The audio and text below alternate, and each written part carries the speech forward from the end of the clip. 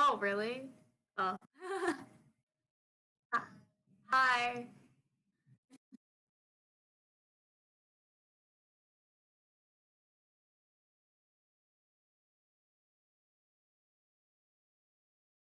Now I'm muted. Okay. Let me try that again. Hi, everybody. I'm Rebecca. This is Sophie. Sophie's gracious enough to give me a lesson every Monday. I think we've already done an introduction, but I don't know. Is that a good enough introduction, or should we do more? Of course, yeah. I mean, I think people know me better now. Yeah, I'm Sophie. Um, and I'm just, yeah, I mean, these are pretty much like weekly lessons that we're going to do. So, yeah, I don't really think that we need much more of an introduction than that. Awesome. I couldn't say it better myself. So, yeah, I picked a couple games. I don't know if you, what else you have in store, but that's what we're going to find out. And yeah, let's just switch over to chess mode. Let's get in the chess mobile. Okay, and that was a quick ride. We're already at the chess place. Hey, awesome. Okay. So I hope you got all my invitations to like every analysis board. Oh, oops, there was three different ones. uh, I only joined one. Which one did you join? 'Cause I already. Um, you could do I still? I think I can join the other two if you send them again. I joined the one that says ASM on TV, and that's the one I just checkmated early. So it's like, I'm sorry I didn't have a more in-depth game for you other than that first one was kind of in-depth, but like I guess my opponents were just like really off. And I didn't want to like force myself to play another game. I was like ready to call it a night, and I was like, I could force myself to play another game, but then I might lose, and then it's like, am I even really like getting anything out of it if I'm just forcing myself?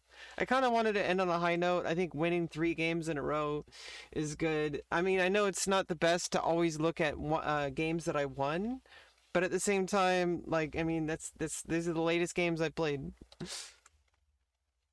Yeah, awesome. These are pretty like short games, shorter than usual, I'd say. So, yeah, I think we definitely have time to look at all three of them. And I want to also maybe like save 10 minutes or so um, at the end of the lesson to maybe just talk about like other things that we could do besides just looking at games because I think there are definitely other training methods that are very useful too. So, um, yeah, Yeah, for let's sure. um, yeah, let's try to have like 10 minutes at the end of the lesson just for that. So, let's just get into it and look at your first, or the game that you're on right now. Yeah, okay.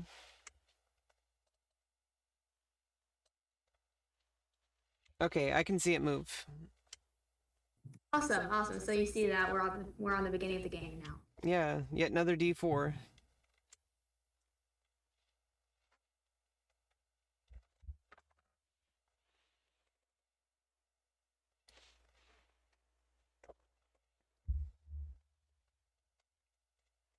All right, just a sec. I'm just setting it up so that I can make moves and also do push to talk at the same time. Yeah, I use caps lock now, but you know what I forgot to do is I forgot to figure out how to completely disable the caps lock feature, but still keep the button, cause it's like a useless button. Like who uses caps locks, you know? Yeah, I use space.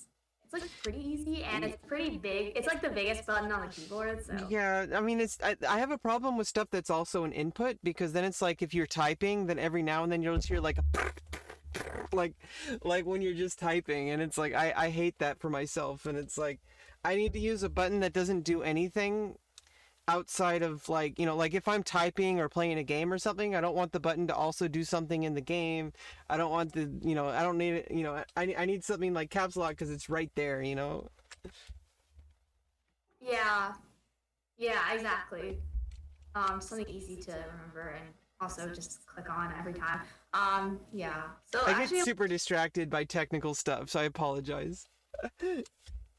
same. I don't know. Like, yeah, but let's try to look at chess. Yeah, let's try.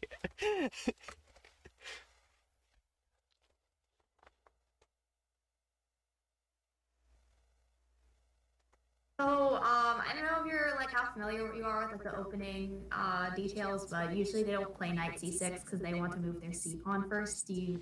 I don't know if like Yeah, doesn't black usually want to do like a yeah stone wall, or you want to play c5? I don't know. Before you play knight yeah. c6, like you You would want to play play e6, and then oh wait, not e6. Like you would play e6 to open up the bishop, and then you play c5, and then you play knight c6, or you play c6 and then later play c5. no, that's not what I meant. I meant like Oh, there's different setups, which are that you can play c5 at some point and then play knight c6, or you can play c6 and then knight d7. Try to play like a Slav, I guess. But usually you don't play knight c6 and block your c pawn. So yeah, So remind me. I've heard people mention the Slav a lot before. What's the key characteristic of the Slav against d4 openings? I guess like the Slav proper is kind of like d4, d5, c4, c6. But I mean, I think Okay. any um I I kind of I don't know if this is like common usage, but um I take anything that has like where white has played d4, black plays d5, and then um black plays c6 and e6. I take Mm, anything like that to be a Slav structure, with the exception of the stone wall. Like mm. it doesn't count as a Slav structure. Well, Slav slash Karakan, more Oh, like okay. So it's more. exactly. It's similar in like ideas, like as in like in spirit, to the Kairokan. Yeah, that's a very good way to put it. And like that's kind of a common recommendation for people who, are play like either the Slav or the Karakan. I don't know, like if you're into that kind of structure, then like often the structure is very similar, Hmm. and a lot of coaches recommend that you play both Hmm. If you're because into that just sort of thing. they're kind of keys in a pod. I guess they go very well together in one's opening repertoire. Yeah, all this opening stuff. The funny thing, I don't know if I told you before when I talked about like I avoided doing tactics puzzles for years, and I focused mostly on looking at like, well, playing games and also like master commentary, but I focused a lot on like the openings, which is bad. From what a lot of people say, and like it's like well, not really like specifically openings. I mean, I did look at like opening tables and stuff like that, but not really because I was just like, well, that's just a whole bunch of memorization. But at the same time, I feel like I spent a lot of time like reading like commentary. Like I have that 500 chess games with the Tartakover book. Um, and like I would read those like that's a bit older, but like I would go through those to hear the explanations about the opening, but like I never did tactics puzzles on a regular basis until like a year and a half ago or so. So it's like it's kind of frustrating that I went backwards. Yeah, we'll get to that later actually. Like I think later, like I said, when we kind of in like the last 10 minutes when we talk about like sort of different training ideas and stuff, we'll kind of actually get to that. Okay. So yeah, I think that's something that I definitely like to talk about later. Kind of your what you've been doing like training wise, and just what I'd recommend in the future, and what we can maybe do in some future lessons as well. But yeah, for now, let's just kind of focus on the games because I definitely plan on talking about that later. So I'm gonna try to look through more of this opening. As I said, knight c6 is pretty unusual. I'll just put that. Mm. Yeah, I'll make the moves on the board.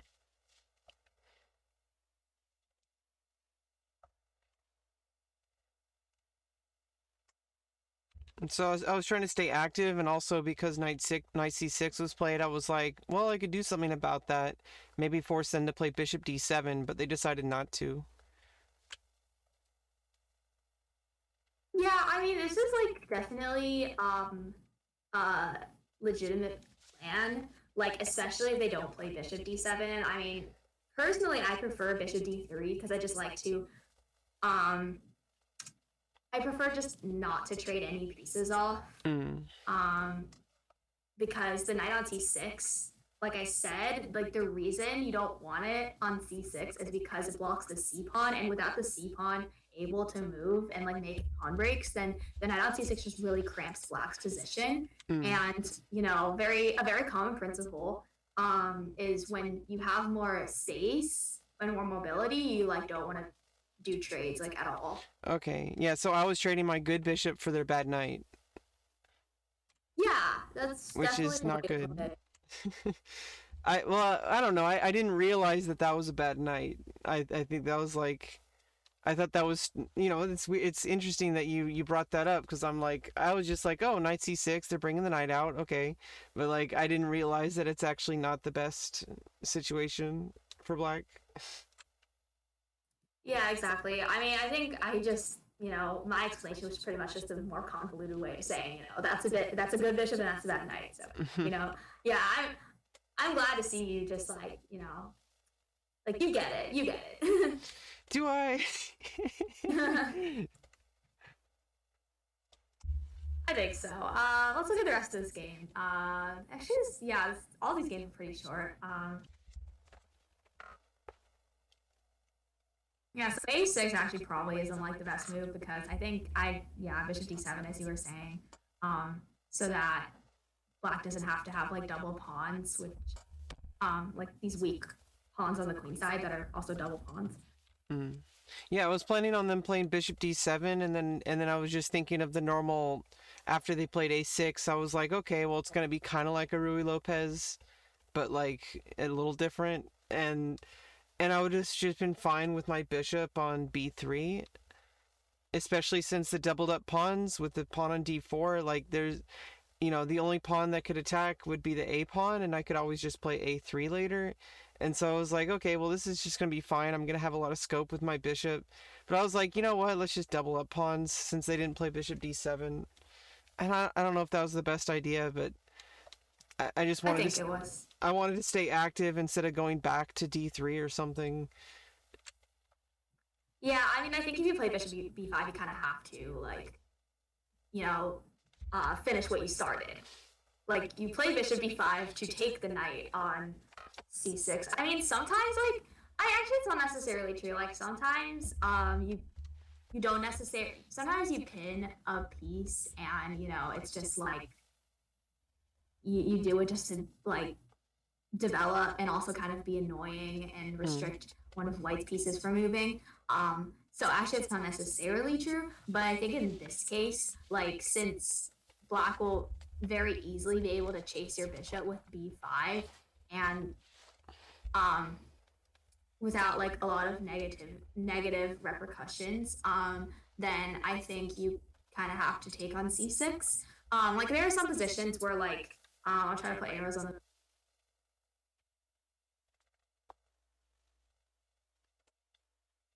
Okay, bishop g4, h3, attacking the bishop. Like Bishop moves that. back to h5. Yeah, where like as white or as like either like you or your opponent like pin the knight and then h3 bishop h5 g4 is like not as ideal because it's weakening the king, but like this situation is just like there's no king weakening when they play a6 and b5 to chase the bishop.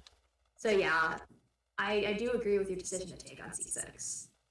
Yeah, funny enough, whenever black decides to go for bishop g4, I just kind of ignore the pin for a while, and in my case, like, it seems like all my opponents really like to trade, and then I just get my queen on f3. And I don't know if that's ideal or not, but like, I don't have to mess up my pawn structure or anything. But I don't know if that's like normal to try to trade bishop for knight in that case for black, or if black just goes back to h5 usually if they do that. In that case, yeah, black usually goes back to h5 and kind of keeps the tension there.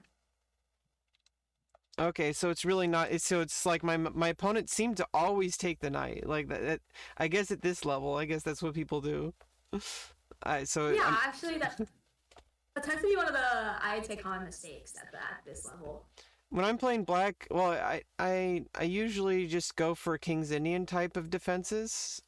But if I do get into this situation, I usually try not to like let their queen develop or let their knight like I don't like trading pieces if it helps them develop. Like I like trading pieces if it's gonna like double up their pawns or block a bishop or something like that. Yeah, yeah, exactly. Um, I I don't disagree with any of that. I mean, I think you're pretty much on point there. So Phew. yeah. E6 is like also a bad move in my opinion. Well, actually, is it? I don't know. I mean, it does block the bishop, but it makes it does kind of make way for an immediate c5. I don't know. I mean, yeah, I won't. I feel like that's too strong to call a bad move. Hmm. Yeah. Especially since they also have like a5 bishop a6 to develop the bishop that way, so they don't necessarily need to develop on like the c8 to h3 diagonal. So yeah, okay, I guess c6 is fine, and then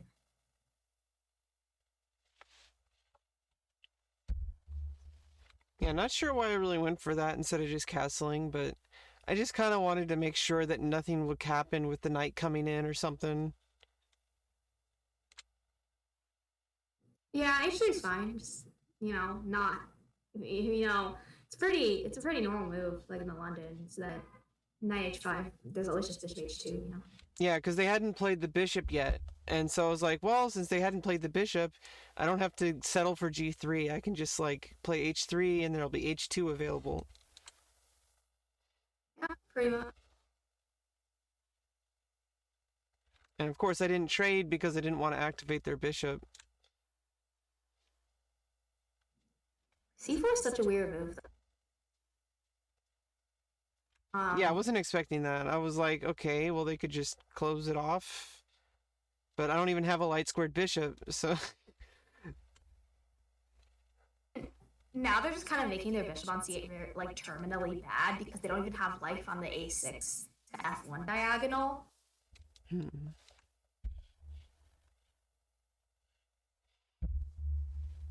Yes, you did the arrows for me. The arrow force. uh, well, yeah, but like the thing is, usually in this position, black wants to take on d4 and then play c5 and actually undouble their pawns. Yeah, that's what I was thinking they were gonna do. I was like, well, I can play c3. I don't want to get rid of central pawns, and then I was like planning on the c file being open, for like semi-open for me, or no, yeah, yeah, because I was like, oh well, they're gonna get to undouble their pawns. Oh well, but they didn't. So I was like, I was like, oh okay. Yeah, yeah. So yeah, c4 is pretty good for you after that. I think you definitely have an advantage from this point forward. So uh,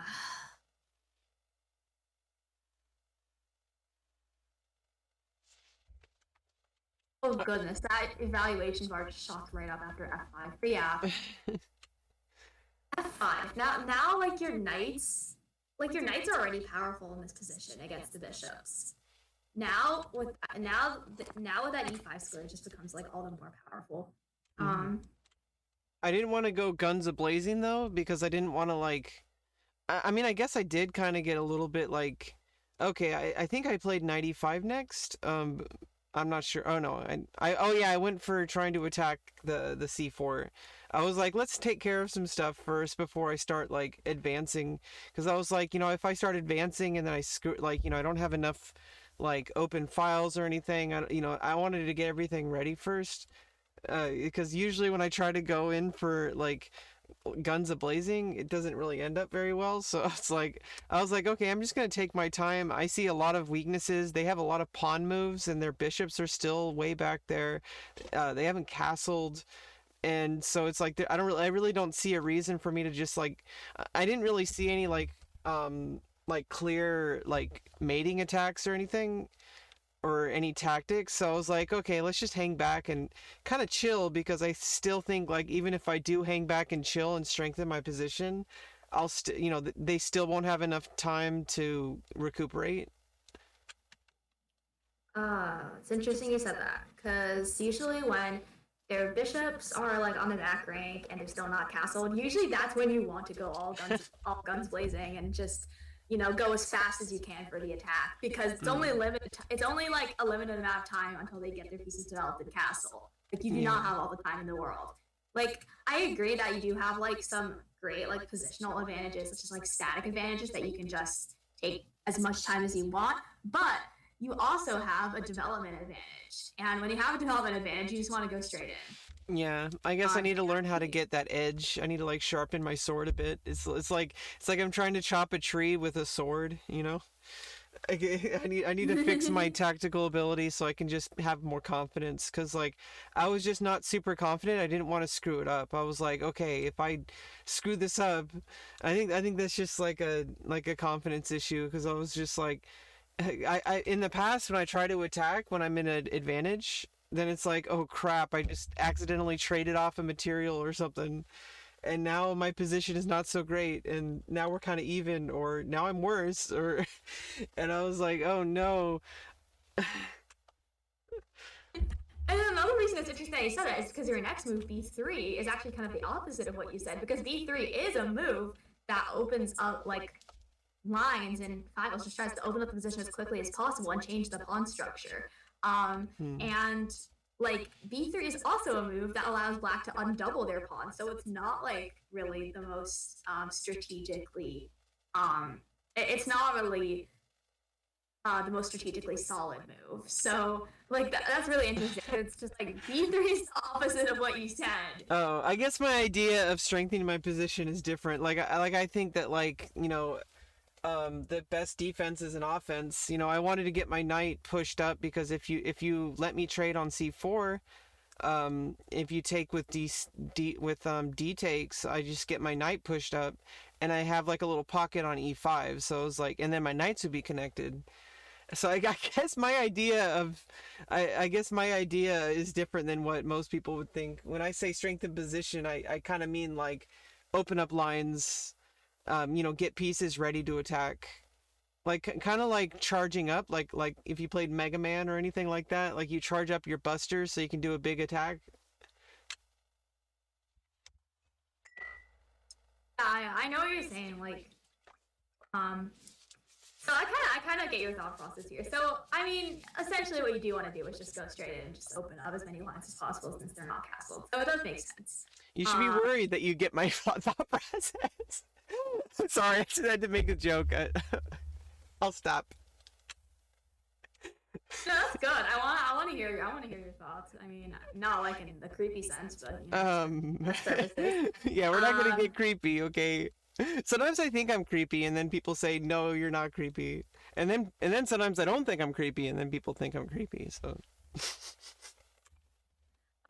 no, don't. You do not have to worry about that. Yeah, but either way, like essentially the point is knight takes e4, pawn takes, and then knight e5 is completely winning.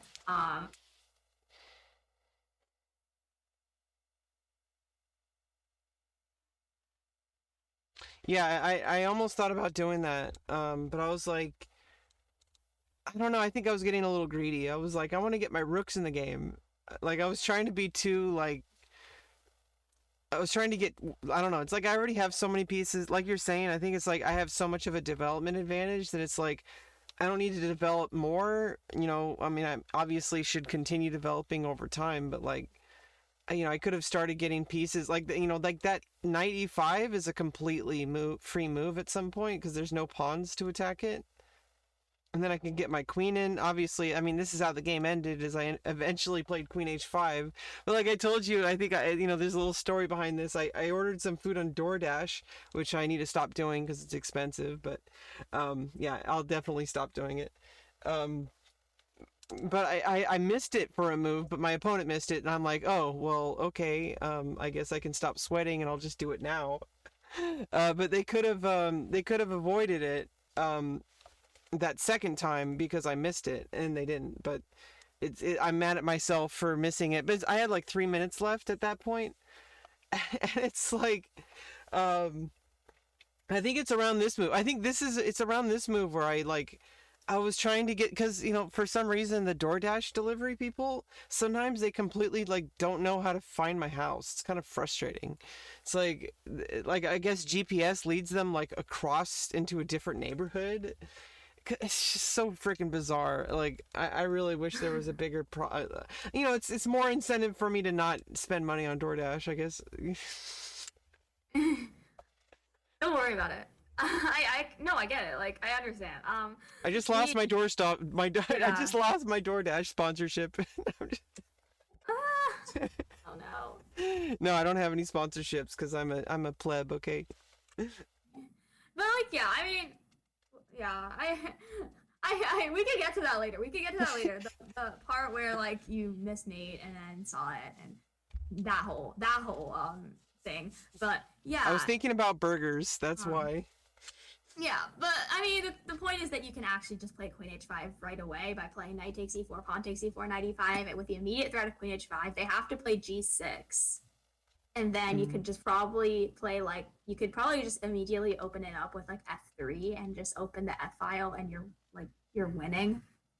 If you can visualize that position right now. Yeah. So let me just redraw the arrows. Okay. So if I just take you take with the F pawn,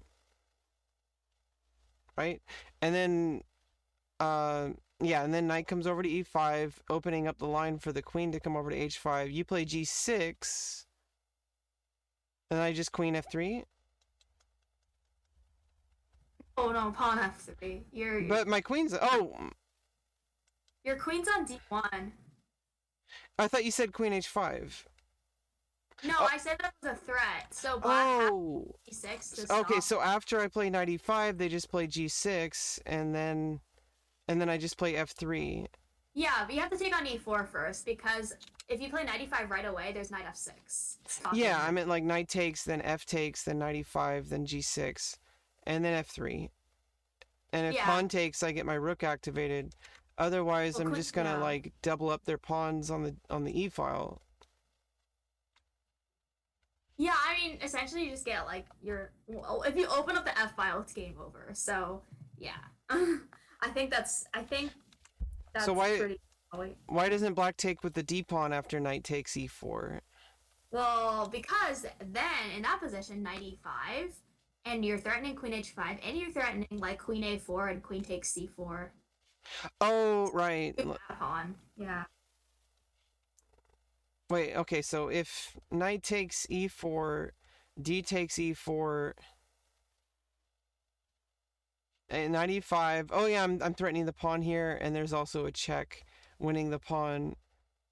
And then the bishop is stuck defending E6, which is already kind of tied up, so it's like I'm just like doubling down on tying that bishop up. Yeah. But also, like, I have a queen that can't be attacked by a pawn. I guess the bishop could attack it, but I mean, then I take on C. Yeah, then my queen's gonna be on C4. Yeah, I can see that. Yeah, it's like there's a lot of stuff going on that you don't want to take with D. It's not immediately apparent. Like, sometimes it's really hard for me to see things like a few moves down. Like, I'll look at it and I'm like, okay, D takes, and then I'm like, I stop calculating there. I don't see that, like, oh, now there's an isolated C4 pawn, and like, how can I take advantage of that? And I don't even realize like the obvious, like, knight E5 attacking it, and it's like, or the check. I mean, that's just like one example of how you can win like super early on because they've already misplayed the opening so badly. And I think after that, like, you're pretty much winning the whole time. I think they definitely didn't play the best with like their, they tried to play F5 and G5. I'll just make the moves in the game.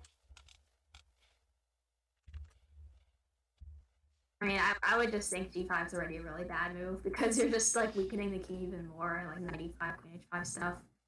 Probably on G5, white can maybe already play knight E5, but this is fine as well.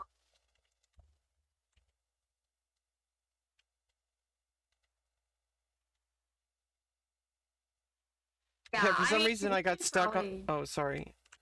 he's probably just playing 95 sooner is what I was saying. But yeah. Oh, yeah. For some reason I got stuck on the line of trying to attack, trying to attack C4, and I'm like, I also like I told you, I was like down to like 3 minutes at this point. So and there was no increment because I was actually playing 15-10, but I was looking for one to I don't know. I found this one on the graph. I think because like I wanted to make sure I played because I already played because I don't know why I forgot what it was like I don't know why I didn't just seek a 15-10. It's like I don't know what the hell was going on, but either way, I had burger on the brain. Okay, but yeah, I had 3 minutes left, and I think I was just like, okay, I'm going through this plan. I didn't even think about Queen H5 because you put your bishop on here, and it's like, well, there's like a huge threat, and if I have the knight on E5, like that's like a huge mate threat, and there's like nothing you can do about it. At the time that I had it, obviously there's nothing, but like, you could have like played the queen in or something. Yeah, well, yeah. I mean, I guess first of all, try to be more focused in like your games and like just generally like you know, um, I I guess try to like not eat during your games because that usually makes you I don't know like at least for me like I guess it depends on the person but at least for me like messes with my focus and Yeah, I can only do two things at once. sometimes I like having like a snack, like some like a small snack, like a protein bar, like or something like that. But like I don't know, it's just I think it's just bad timing, and this is why I didn't play any more games after it because I was like okay, my focus is gone. I don't want to keep playing Yeah. when it's like this. Yeah, I get you. So maybe like let's just look at the rest of this game like really Yeah, really quickly, and then look at the other two games where hopefully you're more focused. So yeah, let's just I feel like you're just pretty much winning throughout the rest of this game. Let's just take like a pretty quick look.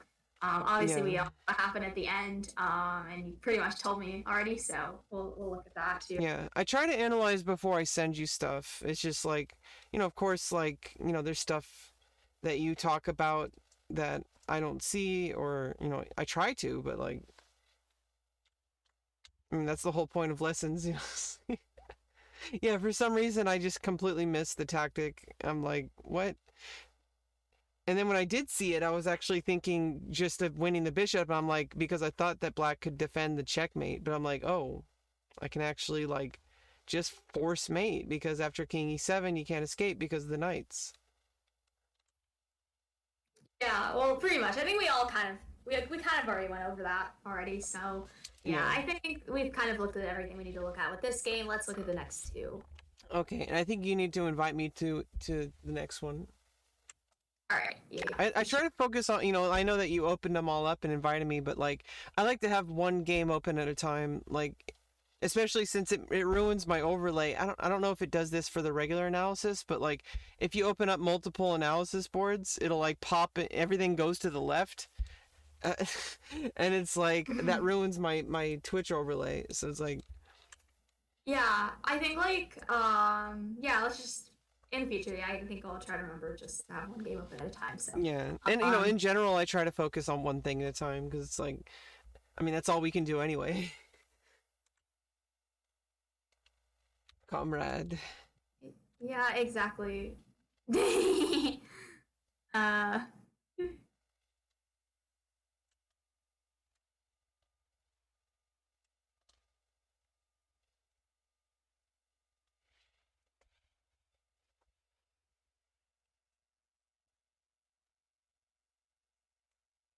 Okay, now I have to invite you to the next analysis board. Let's look at the longer of the next two games. Yeah, that was the first one I played. The other like this one was the last one, and the one before this was like it's like these were like really quick wins, and I'm like, oh well, okay, I guess I just need to like not screw up, and then and I'll be fine.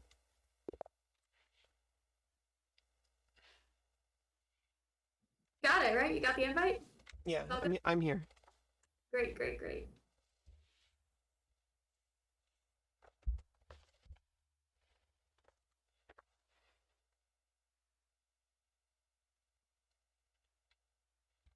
I was kind of weirded out by Queen D2. I'm like, what are they doing?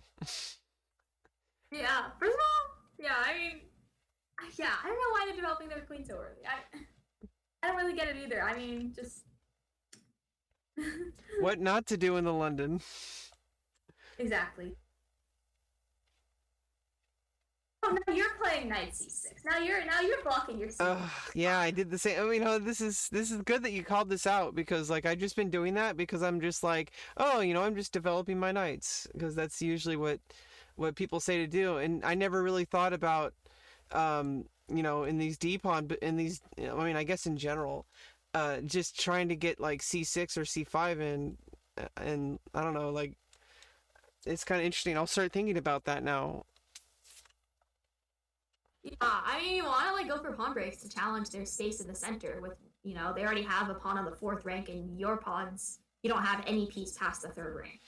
Yeah, and I guess the bishop is guarding C5, so I can actually just play C5, and if you take, my bishop develops. So it's like I can just get in C5 that can't really be attacked, and then I play knight C6. Yeah, pretty much. Okay, now they're also blocking their c pawn. Okay, everyone's doing that. And then bishop b4 is a really good move because now you have knight d5 threats, knight e4 threats, and you can ruin their pawn structure. So I really like you're already starting to get very active play here. So I really.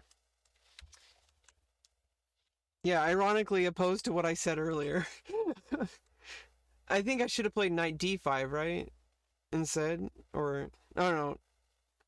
Oh yeah, No, that stopped knight d5 because I needed. Yeah, they played a3 and they're attacking your bishop. So knight e4 is very, very good response.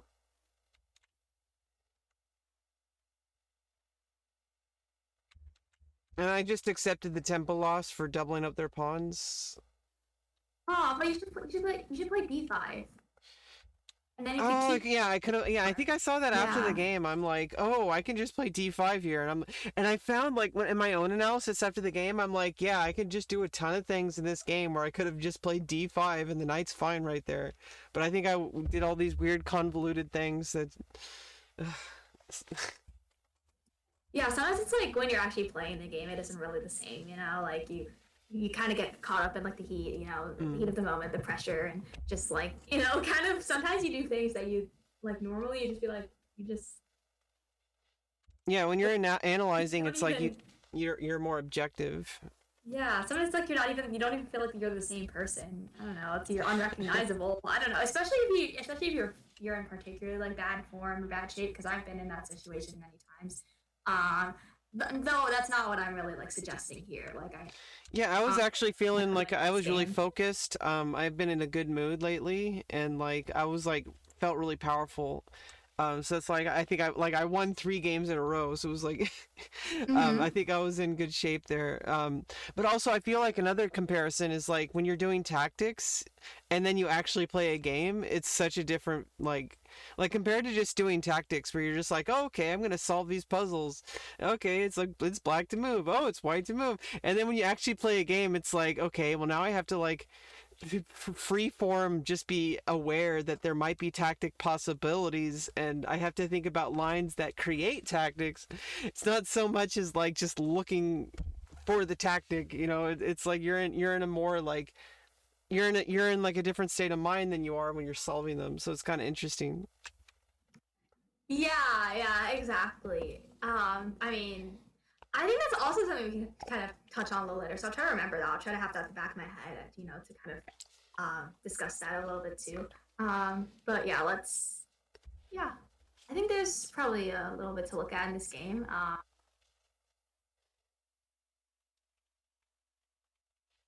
Similar to the last game, my opponent decided to just keep pushing their pawn. It just almost looks exactly like, except I'm playing the black pieces and they're playing the white pieces.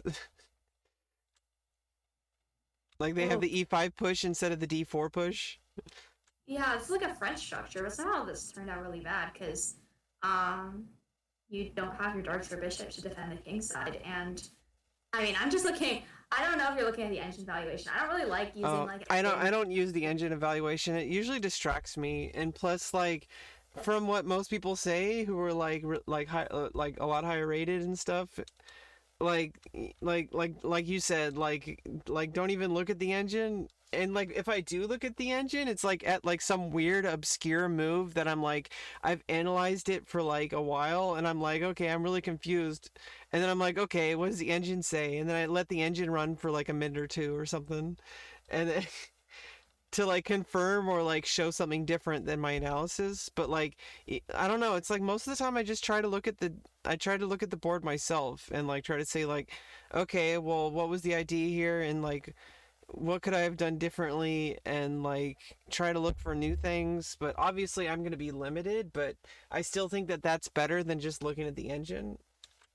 I agree. Like I kind of just hate engines with like I I don't think there's anything I don't hate about engines. I kind of just I like playing I against think them. Sometimes I'll I just guess. play like a whole bunch of games against the engine at the highest on the highest settings. But like I limit it to, well, not the highest. Well, on my computer I'll limit it to like 5 seconds a move. And like I'll just play like a whole bunch of games against it just to like just to like see some like usually it kills me really fast, but like just to see like where my weaknesses are in the opening. Some people say that that's not very productive. I think it's kind of fun sometimes to just get beat up by the engine, but because it, you know, it has a book and it also has like an engine, so it's like it's kind of, I feel like it can kind of fix a few of my issues because it really punishes you.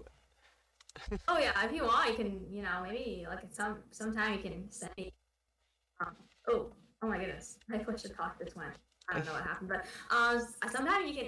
One of these days, like maybe you can send me like one of your games against the engine. I'd be like glad to look at it, but Yeah, you know, um, mostly I think it's actually just the book beating me because it's like, it's not even the engine at that point. I'm pretty sure it's just like I'm not like it's using an opening book, and it's like the book is just destroying my inaccurate play. But at the same time, I do think it's kind of interesting, and just to see like, you know, I think there's something to be gained from it. I don't think it's particularly useful, but I think there's something to be gained from playing against the engine every now and then. I don't know.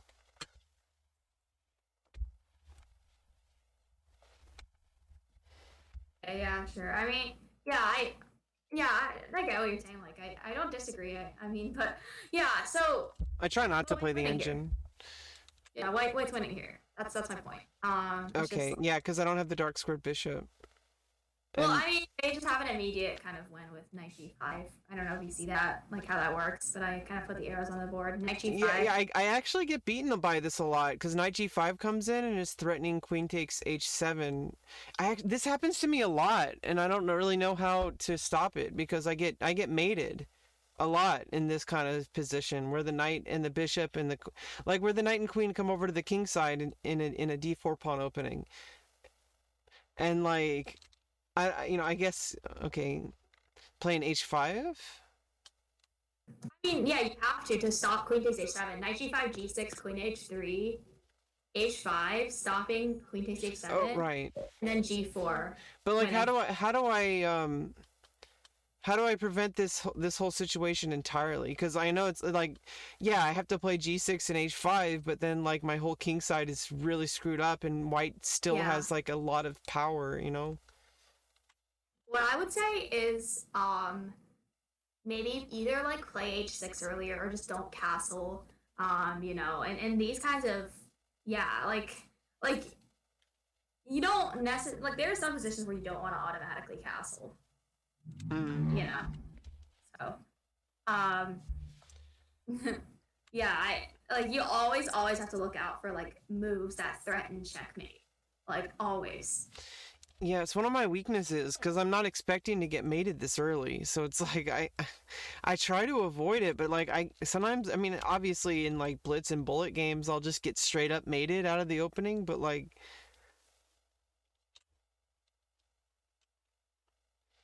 I was actually expecting them not to take on Basant. I was just like, I thought I was just gonna be able to close the position, but I debated whether or not to take with the rook or the queen.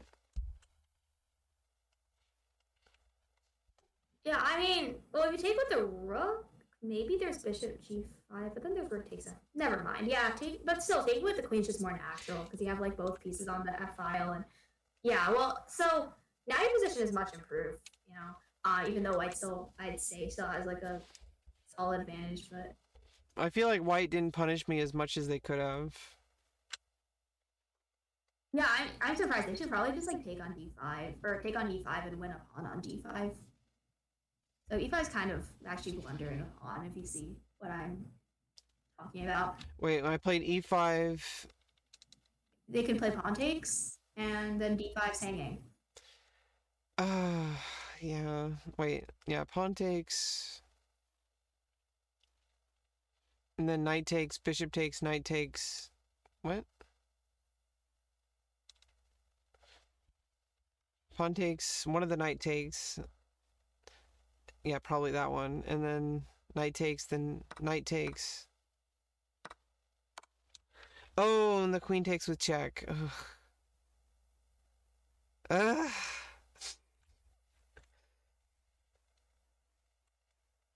Yeah, but my opponent, like, yeah, the only reason I won was because my opponent, like, didn't play as well as they should have. And that's makes me angry that the only reason I won was because it was a charity case. No, I wouldn't say. I think you completely deserve to win. And e4 was really nice. E4 was a nice find, especially when your queen was attacked. Like, yeah. So all credit to you. I was up a piece at this point because my opponent, now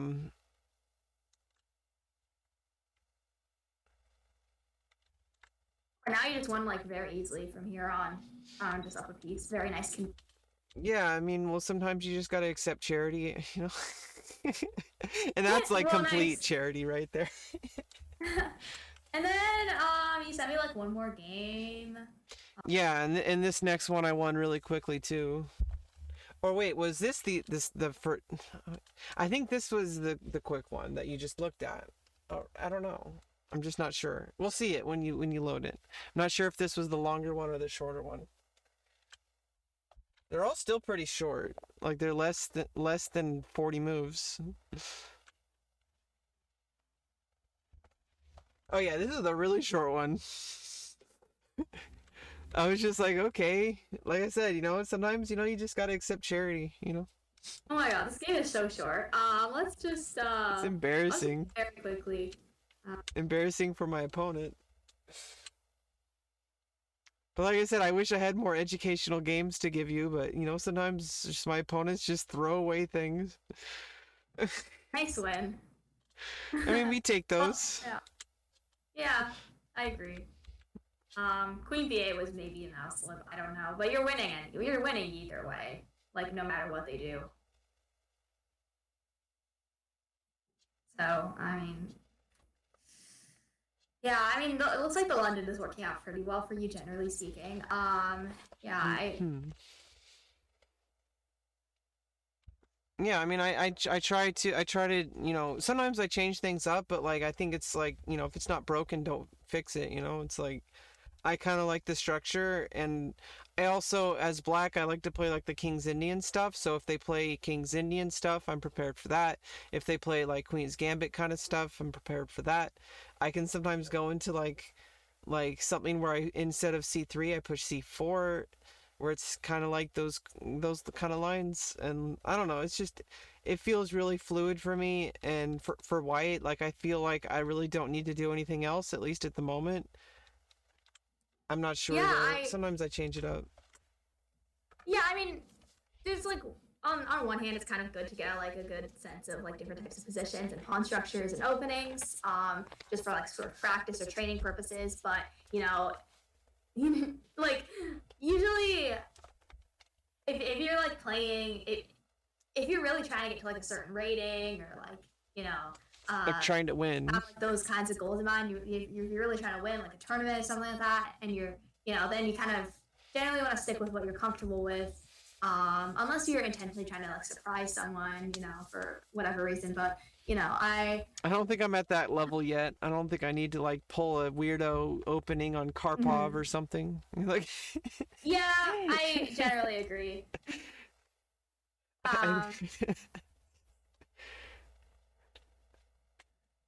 but I mean, just yeah, just I support your opening choice 100%. It's generally very like easy and simple opening to play, and I don't think I mean a lot of people hate it too, so that kind of gives you more I don't know power. why. Well, they hate playing against it, I think. Well, they Oh, just well actually then they hate that's it. good for me. They hate it in general, but probably especially hate playing against it. But yeah. I've seen some people like Danya showed a few times like on the Botez stream. I think he showed once that there are some forced like draw lines in the London, and like it's like obviously if somebody can memorize like 30 moves, they can do a forced draw. So but like other than that, I think I'm fine. Yeah. Let's not talk about that. That's like Yeah, so I don't need to worry about Black being able to do that. And if they do, well, then I just played an engine or a grandmaster. So, which I think I'm fine with. Maybe not the engine, but I yeah. try. I really don't hate it. I try not to like accuse people of cheating. And if they are, well, then I'm just like, okay, well, I guess I just played against the engine then. Yeah, that's a really, really good attitude to have generally. I don't like being sour. Yeah, I yeah. I mean, it's not just like being sour. It's like if you're accusing people, it's like that. Like false accusations could literally like ruin somebody's entire reputation and like their entire Yeah. life potentially. Well, I mean, legitimate accusation. Like if somebody actually is cheating, I just try to like just shove it aside. I'm just like, whatever, they're cheating, they're gonna Mhm. get caught. It's like Yeah, but like you I'll never know report a them if hundred it's percent. obvious. But like, You never know 100%. Like that's the yeah, thing. exactly. Well, luckily you can report people like anonymously on chess.com and stuff. But Exactly. like, obviously in person, I would never accuse somebody of cheating unless like I literally like saw them pull out their phone and saw the engine. Like, Mm-hmm. then I'd be like, Yeah. I'm gonna call an arbiter because you just pulled out your phone and started looking at the position and it's like, uh, but like I hate that. I hate it when people cheat. But at the same time, I'm not gonna get sour about it because if they really are cheating, they're gonna get caught. And like, Correct. I but like especially online, like why do I care? It's like if they're cheating, they're gonna get banned or something, and I just play the next game. Yeah. I mean, I definitely have to say just that I gotta respect that attitude. Like, yeah, and all right. I mean, what else? Yeah, there were a couple other things I guess I wanted to talk about. Like, Okay. so what kind of training do you do like normally? Do you tend to do just like tactics and playing games? Like, do you do any like specific types of like? Do you have like a training routine or schedule or just like what kind of training? Okay, yeah. So I have a couple different modes I get into. Like I said, lately, like this past year and a half. When I say lately, I mean like the past 2 years. So it's funny when I say lately, people are like, "Oh yeah, like a week ago," and I'm like, "No, like a few years ago." I have a weird sense of time. Um, but I've been focusing more on doing tactics on a regular basis. Like I try to do like a solid chunk of like at least 30 minutes of tactics, maybe an hour or more. On stream, I kind of do a lot of. I mean, I try not to get distracted too much, so I try to avoid playing unless it's like Blitz or Bullet. I'm just playing for fun. And I try to play. And like lately, since starting working with you, I've only been playing Rapid off stream and like just focusing. And I have my board out in front of me when I do that. And of course, I practice click move, which I treat the mouse pointer as touch move. And then I move it on the board afterwards, because And then if I accidentally just move the piece because I'm excited, then I'm like, okay, well I committed to that move. I pretend it's like a DGT board. Um, Unfortunately, I can't afford a DGT board. I would love one because then I could record like Blitz games that I play against my friend instead of having them lost forever. Because it would be interesting, because if I play longer games, I'll write it down. But like if it's shorter games, it's like it just gets lost in the ether of the abyss. And The thing is, like, obviously I don't have $800 to spend on a DGT board, but it would be nice because then they don't even need to use the mouse to play on chess.com. Like, you can actually connect your DGT board to it, and that would be pretty freaking badass. If I could just, like, literally just play the chessboard instead of actually, like, instead of using the mouse, then I would be, like, focused on the chessboard instead of the mouse. And but besides that, like, mostly I'm just analyzing my games after. Like, I'm just focusing on just doing tactics and playing rapid games, and then analyzing the games, and then of course just, like, just playing bullet or blitz when I feel like it. But there's another mode I have of training where I get my database, and I do. There was an article. It's hard to find now because there's a bunch of articles by Jeremy Silman. He's one of my favorite chess authors, by the way. I have a couple books by him. Sometimes I'll work through his complete endgame course. Sometimes I'll look through. I've never finished a full chess book. It's really hard for me, and I feel like it's actually a little bit. I mean, I don't think it's too big of a deal nowadays because there's so much resources online now, but like I could just watch a YouTube series.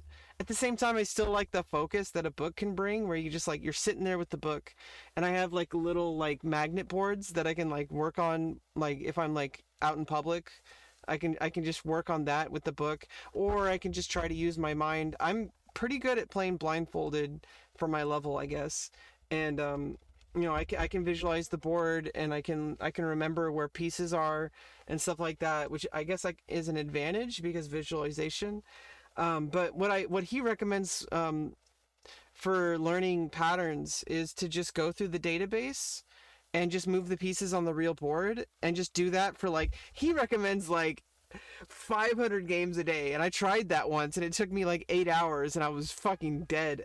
I was Oh my like, god. but I did that for a while. I was trying to do, it was like 50 games a day instead of 500, obviously. Where I would just go, and he said you have to do it as fast as possible because it does muscle memory training, where you see it, and then you're seeing all these openings and all this stuff. And if you're gonna study openings at all, like, do it in correspondence games, or do it this way, where it's like you load up all the games in your engine and filter it by opening, and then you just, like, look at a whole bunch of games in that position and go through it. I did that for a while, and this is what I was saying when I kind of avoided tactics for a long time. I was doing that.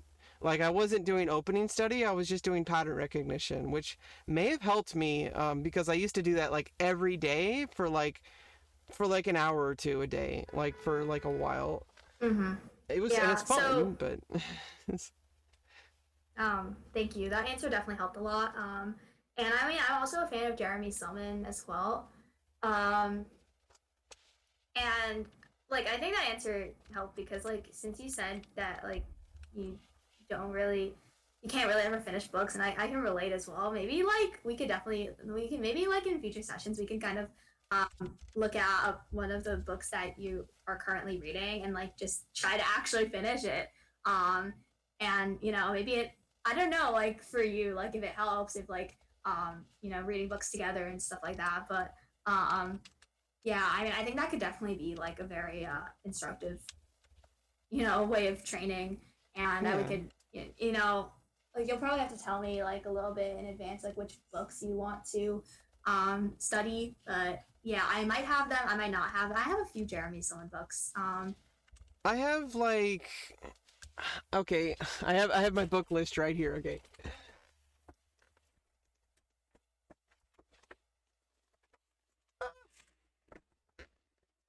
Yeah, I have. Uh, Tell me which books that, like, you haven't it's finished. like, okay. Okay, I have some old books and some Silman books. So I have Practical Rook Endings, but this is a little bit technical. I've tried looking through it because rook endings are a huge weakness for me. It's like I can't get, I like Lucena position and stuff. I have pawn endings, which is another, like, really specific manual. I don't know if I really want to work on those too much. I have the How to Reassess Your Chess workbook, um, and I have the How to Reassess Your Chess. This was given to me by a good friend of mine I worked with. I used to work at Chess for Kids, and we would teach chess to kids in, like, an after-school program. It's a nonprofit. I have this complete endgame course, and then also I have a ripped up version of this modern chess openings, but it's the 15th edition. I heard the 14th edition was better. I don't know. It's like, so I don't. It kind of sucks. But the paper fell apart. I don't really use that. But sometimes I look at it. It has some really like a few paragraphs on each opening about the overarching ideas that I read through some of them, and then I have the 500 Master Games of Chess by Tartakover, and this one's in classical notation. Which I'm fine with. And I like how I like how it's like I like how it's like formatted, because like it'll split the page down the middle, and if I want to like save a game for later, I just fold the page in half like this. So I can Great, yeah. so yeah, that's pretty much it. I actually haven't worked through that in a while. Even though this one's a bunch of older games from like the Alekine and like Capablanca days, like I've heard from many people. Obviously, you should study the classic, the older games. But I don't know. It's like I have Silman for everything, somewhat more modern, like somewhat more dynamic modern chess. Like I don't like to say modern because people say hyper modern is actually the era of like Capablanca. Or whatever. I may be wrong. I'm really bad at like history of chess or like stuff that's like related to chess.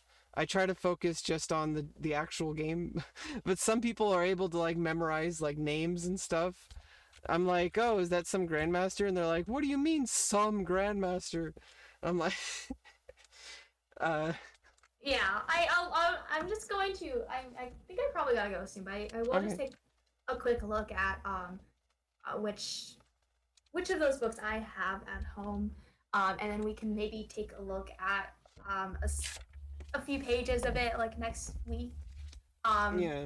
We'll talk about that. Like, So we'll probably like talk through that and oh, I also have the Amateur's Mind. I have that. I'm pretty sure I have that book too. Okay, so I Well, was I might actually not. I working don't on know. that one last time I was working on it, because I heard the Actually, How I to don't know if I Reassess have Your that. Chess was like a lot more advanced. Like it's like 1800 to 2000, and like the Amateur's Mind is like more like 1400 or less. Like I don't know if I was working on the How to Reassess Your Chess workbook or if I was working on the Amateur's Mind. I'm not sure. Yeah, I will take a quick look at see which ones I have. I won't be able to hear you for a second, so I'm just gonna take off my headphones No, and that's fine. yeah. Yeah. Well, that's a pretty good lesson, huh, chat? I hope you like my hair, by the way. I got my hair, I colored my hair dark purple. It's hard to tell that it's purple right now. Um, but as I, a few more washes and it'll be a little bit more apparent. It just looks black. I mean, I guess you can kind of tell there's like a tinge to it, but like it pretty much looks black. Which is not the best for my complexion. I know I did wear a black wig, when I was still growing my hair out earlier on in my Twitch stream, but yeah, it's yeah, I hope you guys Hey. like my new hair.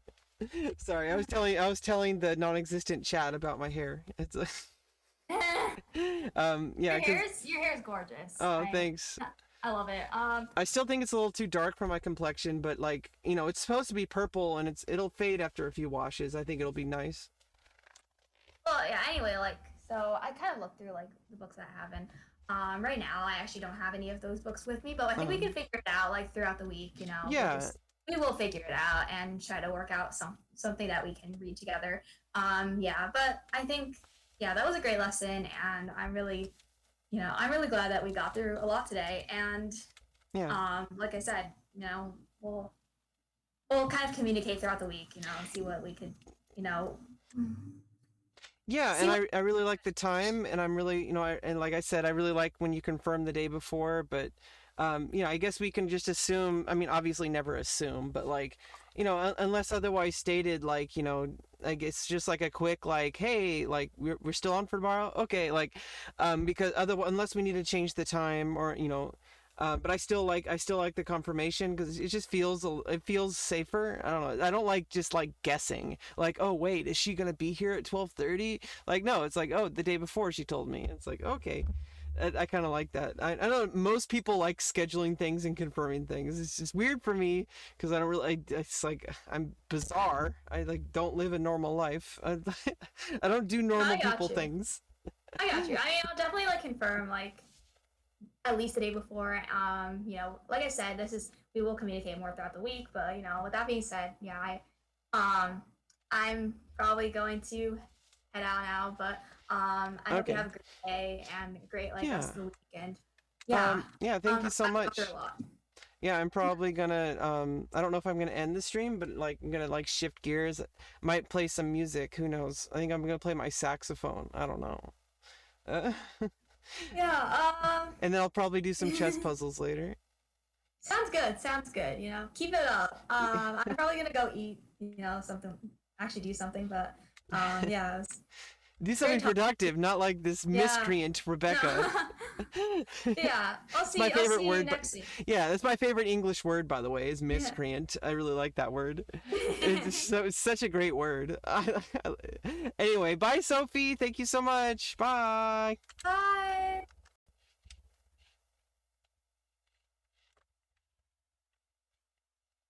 Chat. That was pretty awesome. I hope you really liked. I hope you really liked the stream. I'm gonna restart the stream, or maybe not. Yeah. No. Yeah. I'm gonna restart the stream and switch to the music category. I think I do need to like stretch a little bit, and then we're gonna get back. And let me turn all this crap off. Jeez.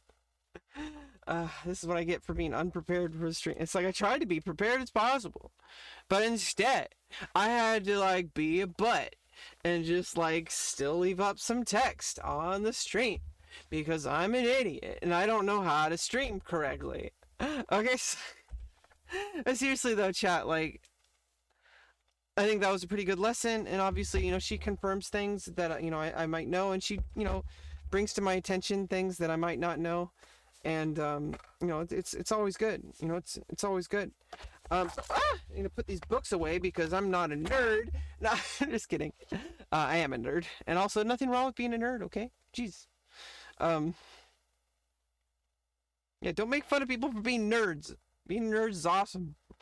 Uh, but yeah, so yeah, I think I'm gonna like get up and stretch around a little bit.